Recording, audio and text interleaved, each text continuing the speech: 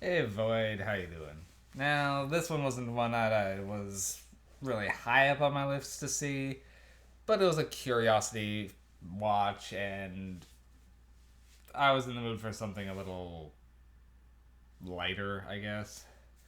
So, I admittedly did enjoy the 2006 version of Doom. It wasn't a good movie, but for me, it was a fun one. So, I was willing to give the 2019,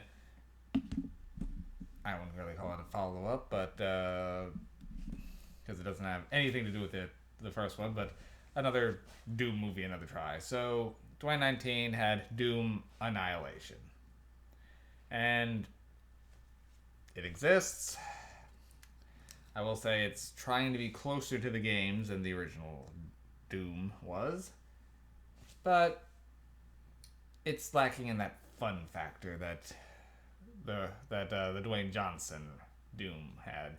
I mean, Dwayne Johnson and Carl Urban, it's worth seeing it for just the star recognition and how they what they bring to the role. This one doesn't have that. This one doesn't have really much of anything going for it. And essentially, Doom Annihilation came about because the studio was running out of the rights to the Doom franchise, so they just decided to quickly spit out a movie as quick as they could, just to capitalize before they lost it. And with the filmmakers, they did try to reach out to the studio to see if they'd like any input, but Bethesda wasn't interested. They didn't really care what they did, but for what they had the rights to, they couldn't use anything past, I think, 20. They had to only use like the earlier established material. I think the cutoff was like 2013, I think. And this movie came out in 2019, so there's a lot of lore they couldn't touch. But this one does have more like Doom nods than the first one, as they a lot of the weaponry shows up a bit more, like having a shotgun, a chainsaw, key cards. They actually use demons, and they had them throwing fire. So none of the demon designs actually matched like the games, to my recollection, and they just had a lot of mutated humans.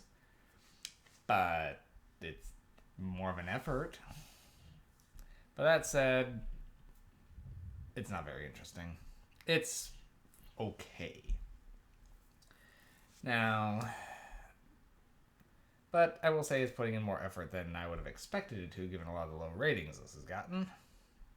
I don't think it was bad as the 3.7 that IMDb is giving it. So, group of Marines is escorting a scientist to the Phobos Mars base, where they're just going there mostly as it's a junk assignment because their lieutenant, Joan Dark, uh, essentially got in some serious trouble, and the whole unit's pretty much being punished for it, so off they go. Meanwhile, they're doing some teleportation experiments using that at that Phobos base, you pairing it with another device in Nevada, and well, they open the gates to hell and demons come out.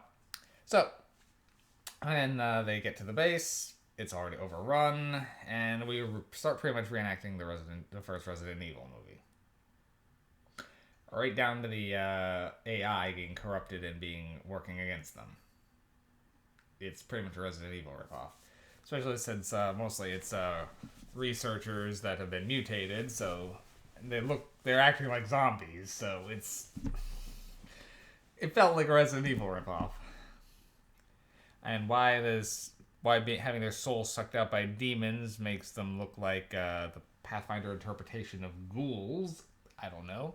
They're all blue skinned, fanged, clawed, and there's something weird going on with their eyes a bit, but yeah. So they're on a limited timer because when you're in space, there's always a timer. This case, the base is at 2% reserve power, and that's only going to last like 2 hours. So How they came out with 2% lasting that long. When my laptop battery is at 2%, it's already dead. Um, but yeah, so they have to either repair the reactor or get the fuck out. But the demons somehow have corrupted the ship's AI, so there's no real explanation on that. It's just suddenly starts their friendly AI Daisy just suddenly starts fucking with them. Just once they touch down, it seemed to have gotten some sort of corruption. They never really explained that.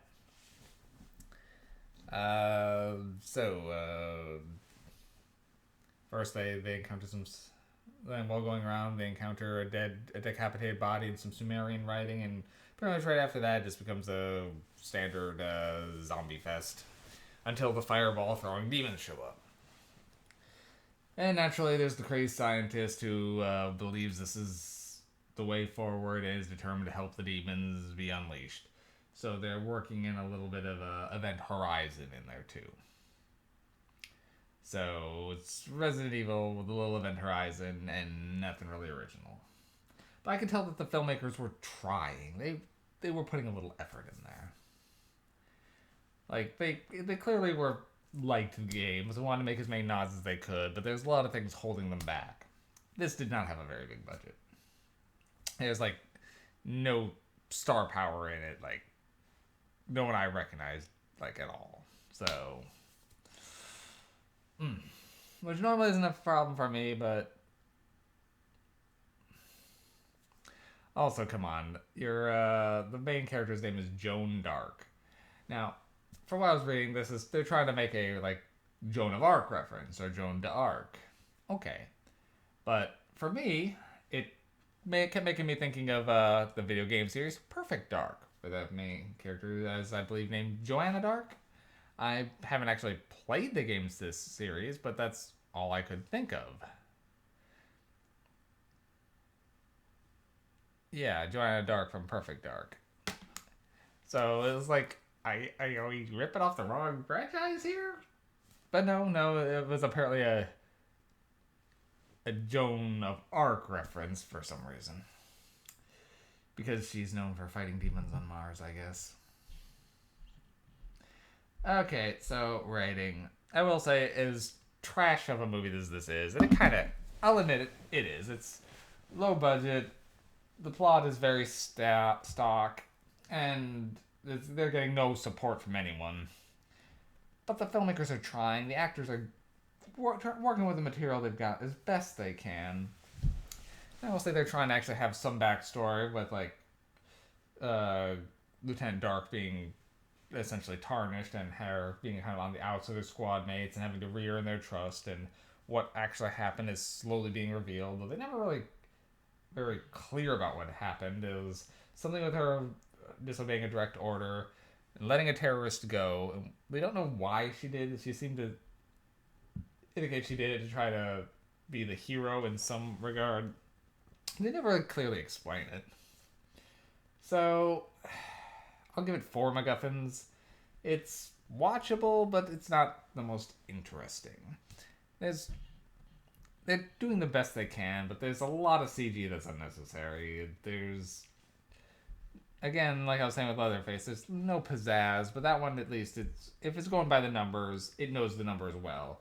This one, it's just pulling from, it just feels like a riff-off of too many other things. So, I'll give it 4 MacGuffins, and that's being generous.